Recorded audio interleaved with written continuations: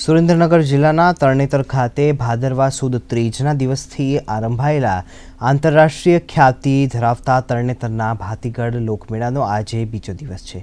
આજે ગણેશ ચતુર્થીના પવિત્ર દિવસે સવારે ત્રિનેત્રેશ્વર મંદિર ખાતે પાળિયાદના પૂજ્ય વિસામણ બાપુની જગ્યાના મહંત દ્વારા ધ્વજાનું પૂજન અર્ચન કર્યા બાદ ધ્વજારોહણ કરવામાં આવ્યું।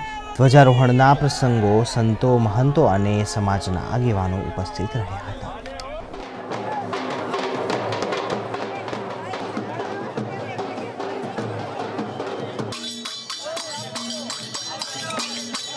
આ મેળો ચોથના દિવસે પરંપરાથી પાળિયાદની ગાદી ઉપર જે મહંત બિરાજમાન હોય તેઓ કોઈપણ સંજોગોમાં અતિવૃષ્ટિ હોય, અનાવૃષ્ટિ હોય, કોરોના હોય પણ અચૂક આ મંદિર ઉપર ધજા ચડાવવા માટે આવે છે અને એમનો પ્રયત્ન છે કે આ મંદિરમાં જે ધજા ચડે છે એ વખતે એક એવું સુંદર ધજાજીનું પ્રોસેશન કાઢવું અથવા તો વરઘોડો કાઢવો કે જેમાં લોક સંસ્કૃતિ જળવાઈ રહે।